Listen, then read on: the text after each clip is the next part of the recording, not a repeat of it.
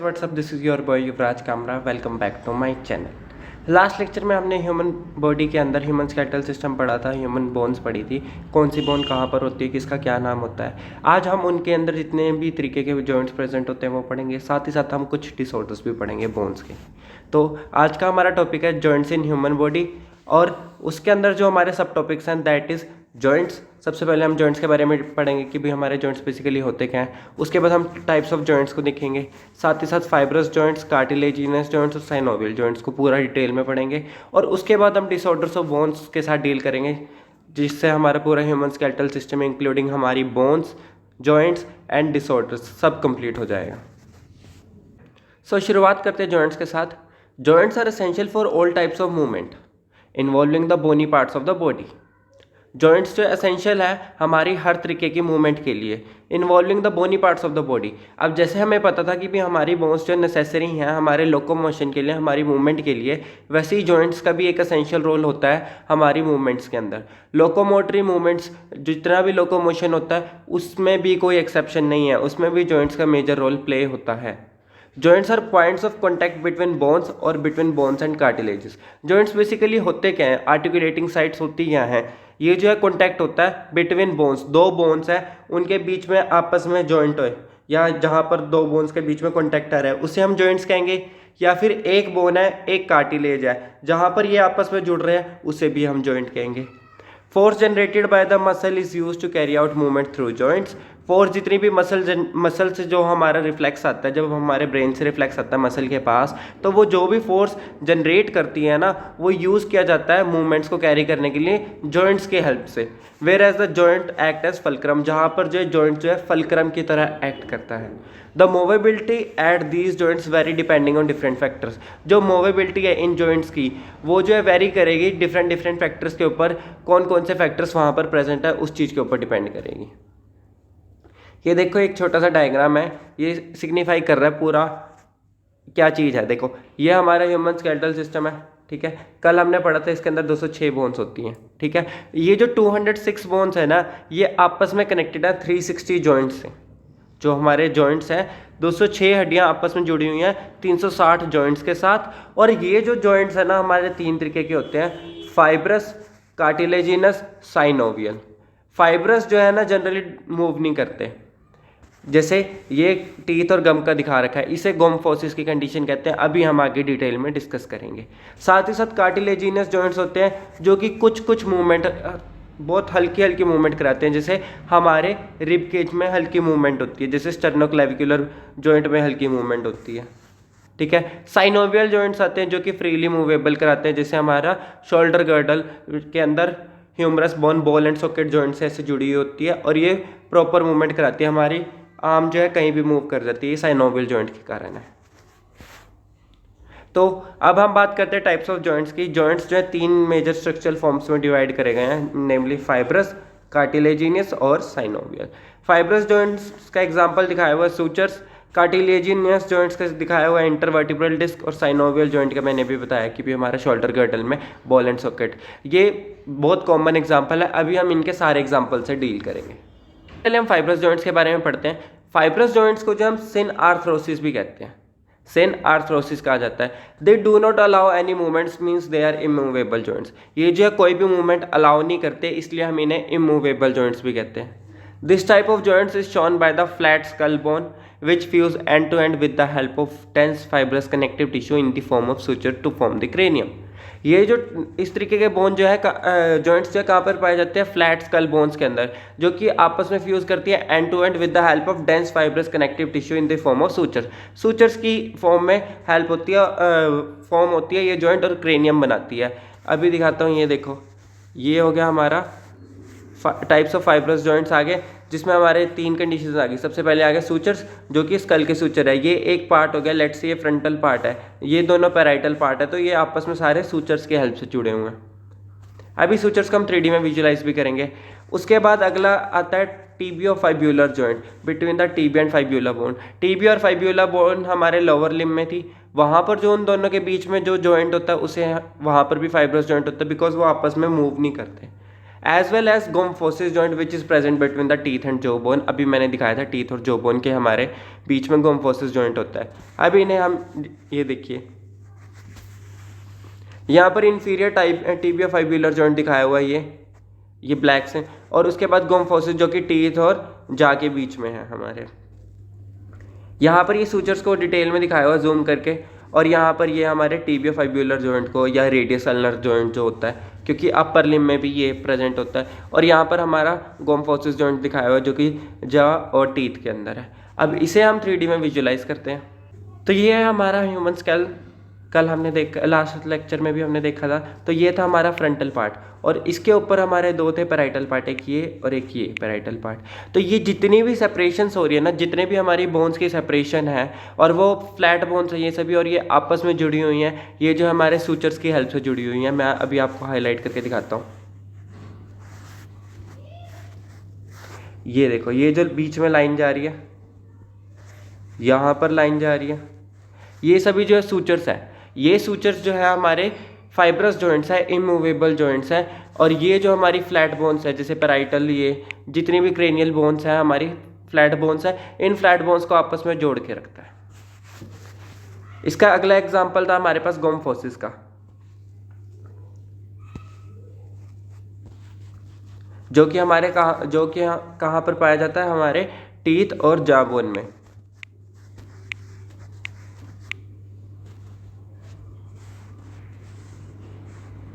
तो जब हम इस टीथ को रिमूव करते हैं, तो ये जो जहाँ का एरिया है, ये जो खाली स्पेस है, उसके ऊपर ये टीथ एम्बेडेड होता है। जो यहाँ पर जॉइंट होता है ना, वो फाइब्रस जॉइंट होता है, इमूवेबल जॉइंट होता है।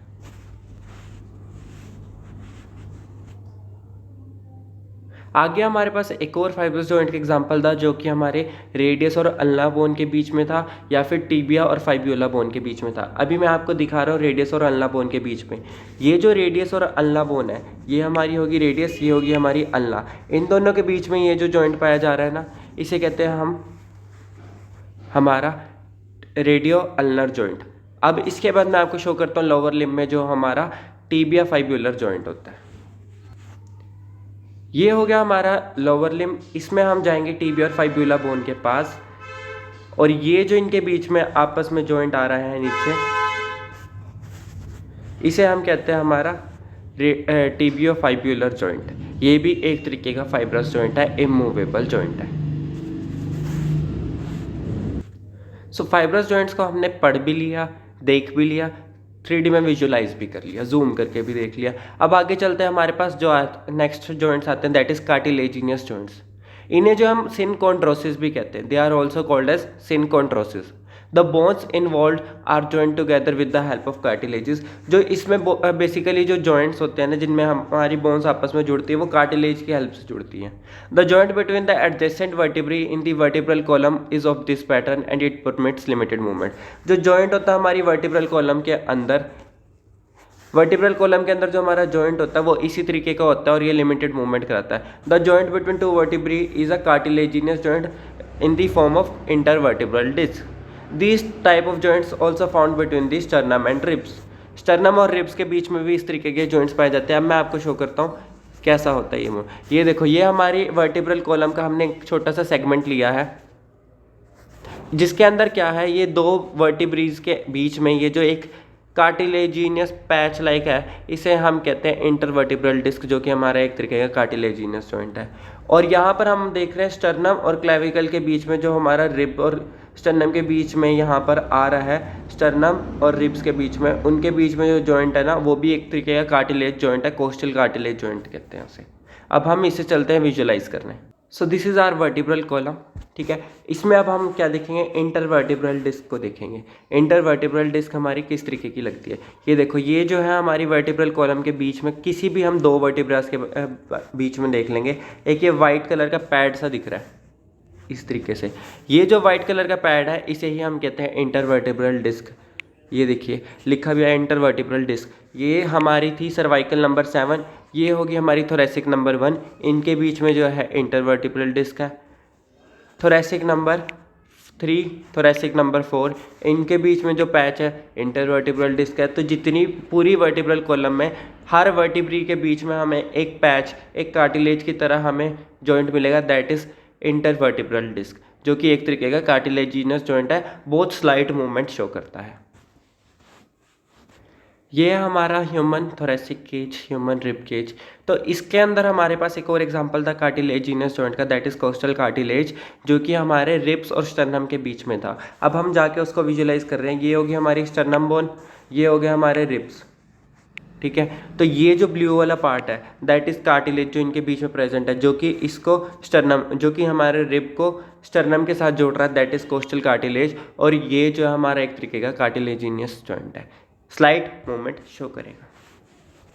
सो कार्टिलेजिनस जॉइंट को हमने पढ़ भी लिया, ऑब्जर्व भी कर लिया। अब आगे चलते हैं हमारे नेक्स्ट जॉइंट पे, दैट इज साइनोवियल जॉइंट, जिसे हम डाईआर्थरोसिस भी कहते हैं। They are characterized by the presence of a fluid-filled synovial cavity between the articulating surfaces of two bones. इसका जो है ना ये करेक्टरिस्टिक फीचर है। इसमें क्या होता है, हमारी साइनोवियल कैविटी प्रेजेंट होती है, उसके अंदर एक फ्लूइड फील्ड होता है, ठीक है, उसके अंदर एक साइनोवियल फ्लूइड प्रेजेंट होता है आर्टिकुलेटिंग सरफेस में दो बोन्स के। इसका सीधा साधा एग्जांपल है हमारा नी जॉइंट, ठीक है। Such an arrangement allows considerable movement, अच्छी खासी मूवमेंट इस तरीके का जॉइंट हमें करवाता है। और साथ ही साथ these joints help in locomotion and many other movements, locomotion और काफ़ी सारी मूवमेंट्स में हेल्प करवाता है।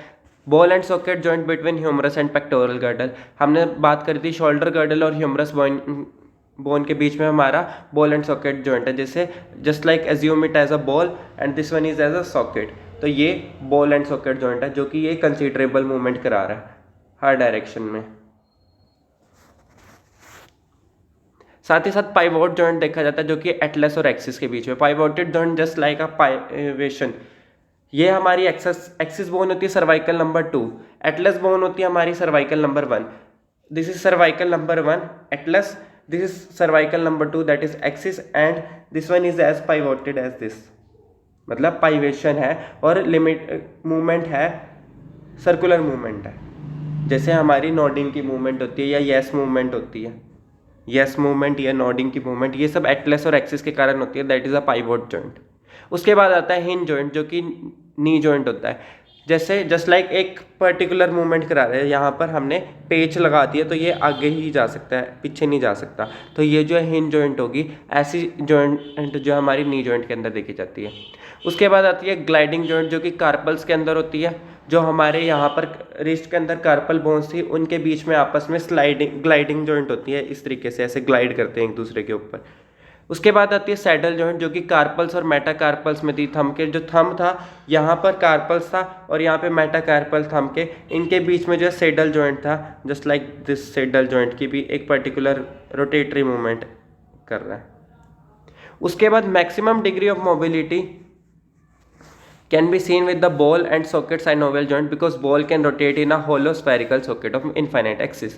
अब ये देखो, ये हमारा ऐसे घूम रहा था, नी जॉइंट हमारा ऐसे था या ऐसे था, एक पर्टिकुलर ग्लाइडिंग जॉइंट सिर्फ ऐसे ग्लाइड कर रहा था, लेकिन जो मैक्सिमम मूवमेंट थी हमारी बॉल एंड सॉकेट जॉइंट के अंदर देखी गई थी, क्योंकि ये बॉल है ना, बॉल जो है होलो स्फेरिकल है, होलो है और स्फेरिकल शेप की होती है, तो वो इनफाइनाइट एक्सिस होती है उसके पास, ऐसे ऐसे ऐसे ऐसे काफ़ी सारी एक्सिस हैं। तो मैक्सिमम मूवमेंट जो है, मैक्सिमम डिग्री ऑफ मोबिलिटी हमारी ball and socket joint he show करती है।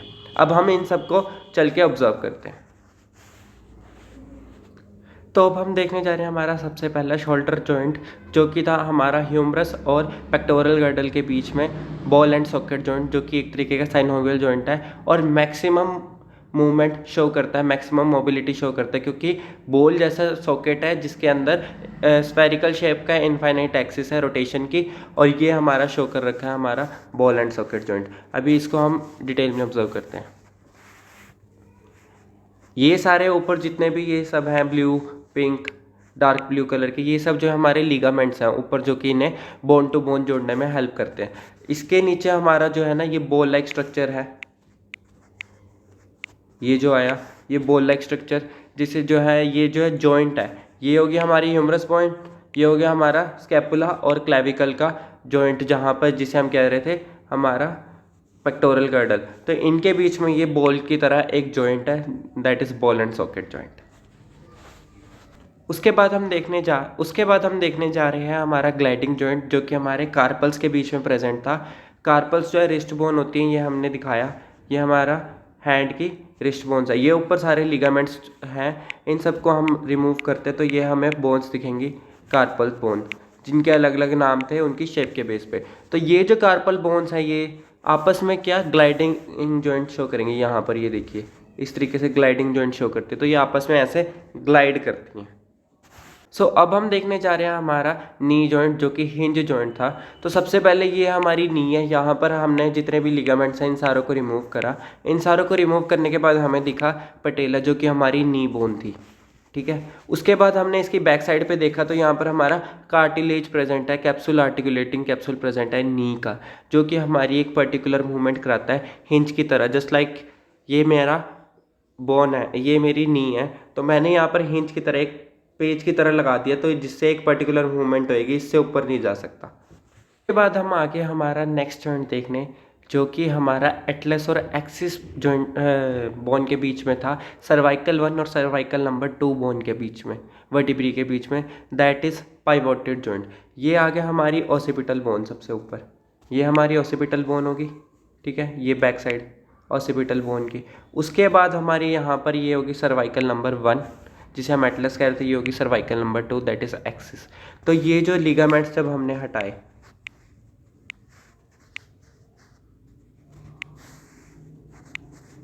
तो उसके बाद ये जो हमें दिखा यहाँ पर ये पाइवेशन, मतलब एक जस्ट लाइक एक पाइवोटेड हो गया कि भी एक पर्टिकुलर मूवमेंट इसके एक्सिस होएगी, या तो ऐसे ऐसे होएगी या ऐसे ऐसे होएगी, दैट इज पाइवोटेड जॉइंट। उसके बाद नेक्स्ट आ गया हमारे पास हमारा सेडल जॉइंट, जो कि हमारे मेटाकार्पल्स और कार्पल्स के बीच में देखा जा रहा था। तो यहाँ पर ये हमारे हो गए कार्पल्स, ये हो गए हमारे मेटाकार्पल्स, तो इनके बीच में जो ये हमारा जॉइंट्स आ रहे हैं, ये हो गए हमारे सेडल जॉइंट्स। तो हमने सारे साइनोवियल जॉइंट्स भी ऑब्जर्व कर लिए हैं। अब उसके बाद हम चलते हैं नेक्स्ट हमारे साइनोवियल कैविटी को ऑब्जर्व करने, क्योंकि हमारे जितने भी साइनोवियल जॉइंट्स थे उनमें ये बात मेंशन थी कि इनके पास साइनोवियल कैविटी होती है, जिनके अंदर एक फ्लूइड फील्ड होता है, दैट इज साइनोवियल फ्लूइड। तो जो साइनोवियल फ्लूइड है उसका काम क्या होता है, साइनोवियल कैविटी होती कैसी है। तो ये जो हमारे सामने ये डायग्राम है साइनोवियल जॉइंट का, ठीक है, इसमें ये हमारी बोन होगी, ये बोन होगी, ये साइडों पे हो गए लिगामेंट। ठीक है, तो यहाँ पर और ये छोटी वाली होगी साइनोवियल मेम्ब्रेन। तो ये जो बीच में स्पेस है दैट इज साइनोवियल कैविटी, और इसके अंदर जो फ्लूइड भरा हुआ है दैट इज साइनोवियल फ्लूइड। ठीक है, तो जो joint cavity is filled with synovial fluid. The synovial fluid provides nutrition and lubrication to the articular cartilage, cartilage को न्यूट्रिशन प्रोवाइड करती है, and covers the end of articulating bone, जो bones आपस में जुड़ रही हैं उनके एंड्स को कवर करता है। The joint is enclosed bye connective tissue that forms the articular capsule. ये जो जॉइंट है एनक्लोज होता है कनेक्टिव टिश्यू की हेल्प से, जो कि आर्टिकुलर कैप्सूल बनाता है। साइनोवियल कैविटी के बाद अब हमारा यहाँ पर साइनोवियल जॉइंट भी होगी, साइनोवियल कैविटी भी होगी। इसके बाद आ गया हमारा डिसऑर्डर्स ऑफ बोन्स। डिसऑर्डर्स में सबसे पहले हमारे पास आ गया arthritis. It is caused by the inflammation of the joints. This is of several types, example rheumatoid, osteoarthritis and gouty arthritis. Arthritis होता क्या है, बेसिकली जॉइंट की जो है इन्फ्लेमेशन हो जाती है, तो उसे हम आर्थराइटिस भी कहते हैं। तो ये काफ़ी सारी तरीके के होते हैं, जैसे रिमाटॉइड, ऑस्टियोआर्थराइटिस, गाउटी आर्थराइटिस। रिमाटॉइड आर्थराइटिस होता क्या है, ये जो इसे हम जांच कैसे करते हैं, इसका डायग्नोस कैसे करते हैं, by the presence of rheumatoid factor, जो कि एक आईजीएम एंटीबॉडी है एक तरीके के। It is the primary symptom of inflammation of synovial membrane. It is left untreated, if it is left untreated, then the membrane thickness and synovial fluid increases, exerting pressure। अब membrane की thickness बढ़ गई और हमारा synovial fluid भी बढ़ गया, तो वो जो जगह इन्फ्लेम कर देगी, जो कि प्रेशर बढ़ाएगी। प्रेशर होने के कारण जो है पेन कोज होएगा। The membrane then start secreting abnormal granules called pannus formation. इसमें क्या होता है, पेनस की फॉर्मेशन होती है। जैसे हमारा साइनोवियल कैविटी है, ठीक है, इसके अंदर हमारे पास क्या है, हमारा साइनोवियल फ्लूइड। ये मैंने साइनोवियल फ्लूइड भर दिया सारा, ये हमारा सारा साइनोवियल फ्लूइड फिल हो गया। तो जब साइनोवियल फ्लूइड हमारा इसके अंदर फिल है, इसके अंदर क्या होएगा, अगर हमने इसको ट्रीट नहीं करा, इसको ठीक नहीं करा, तो थोड़े टाइम बाद ना यहाँ पर ऐसे पेनस की फॉर्मेशन हो जाएगी, छोटे छोटे ग्रैन्यूल्स की फॉर्मेशन हो जाएगी। जिन्हें हम पेनस कहते हैं, जो कि पेन कोज करेंगे, ठीक है। Which after accumulating on the surface of cartilage causes its erosion, cartilage का इरोजन कार्टिलेज को खराब करेंगे। As a result the fibrous tissue are attach with the bones and become ossified making the joints immovable, ossified हो जाएंगे, ossification हो जाएगी, जिसके कारण जो है जॉइंट्स जो हमारे इमूवेबल हो जाएंगे, जिसके अंदर क्या हो जाएगा, हमारे जो नी जॉइंट है ना उसको हिलाना भी मुश्किल हो जाएगा। Its treatment concentration on reduction of pain and inflammation by heat treatment and physiotherapy and pain extreme cases replacement damage joints, ठीक है। अगर पेन एक्सट्रीम कंडीशन में पहुंच जाए तो इसका क्या हो जाता है, रिप्लेस कर देते हैं, जॉइंट्स का रिप्लेसमेंट हो जाता है, नी रिप्लेसमेंट कहते हैं जिसे। ये देखिए, ये दिखाया हुआ रिमेटॉइड आर्थराइटिस में होता कैसे है। जैसे ये हमारा नॉर्मल जॉइंट है, यहाँ पर कुछ नहीं है, यहाँ पर ये हमारा साइनोवियल फ्लूइड भरा हुआ है, लेकिन यहाँ पर ये डार्कर रेड कलर की पेनस फॉर्मेशन हो रही थी, जिसके कारण जो है हमारी इन्फ्लेमेशन हो जाती है और पेन शुरू हो जाता है। उसके बाद हमने बात करी ऑस्टियोआर्थराइटिस की, जो कि एक डीजनरेटिव डिसऑर्डर है, ठीक है। Disease characterized by the presence of articular cartilage के प्रेजेंस में and proliferation of new bones की प्रोलिफरेशन होती है। Usually affected joints are of spine, knees and hands, ठीक है। उसके बाद आता है गाउटी आर्थराइटिस। गाउटी आर्थराइटिस में क्या होता है, एक्सेसिव फॉर्मेशन हो जाती है हमारे यूरिक एसिड की, यूरिक एसिड की एक्सेसिव फॉर्मेशन के साथ साथ जो है ना उसको एक्सक्रीट आउट करने की भी एबिलिटी खत्म हो जाती है, तो वो जो है जॉइंट्स में जाके डिपॉजिट हो जाता है, किस फॉर्म में, सोडियम की फॉर्म में, मोनोसोडियम सॉल्ट्स की फॉर्म में। तो यहाँ पर जैसे शो किया हुआ है, इस मैन के बिगर टो में जाकर ये डिपॉजिट हो गया यूरिक एसिड, जिसके कारण यहाँ पर शेप भी बिगड़ चुकी है, पेन भी होगा। उसके बाद हम चलते हैं ऑस्टियोपोरोसिस, जो कि एक एज रिलेटेड डिसऑर्डर है, characterized by decreasing bone mass density and increased chances of fracture. Bone mass जो है ना, बोन है ना, उसके अंदर जो बोन मास होती है, डेंसिटी होती है, उसका कम होना। इसका रीज़न क्या है, कॉमन कोज क्या है, एस्ट्रोजन का लेवल डिक्रीज होना। तो ये एज रिलेटेड डिसऑर्डर है। जैसे ही फीमेल्स 30 क्रॉस करती हैं, उनके अंदर ऑस्टियोपोरोसिस की देखी जाती है। जो नॉर्मल बोन होती है ना, उसके अंदर बोन डेंसिटी ऐसे होती है, लेकिन ऑस्टियोपोरोटिक बोन के अंदर ऐसे बोन डेंसिटी कम हो जाती है। That's all for today's lecture. हमने बोन्स भी डिस्कस कर लिए, जॉइंट्स भी डिस्कस कर लिए। Thank you for being with me till the end. Don't forget to like, share and subscribe, और हाँ, फॉलो कर लेना इंस्टाग्राम पे युवराज कामरा के नाम से। Till then, bye bye.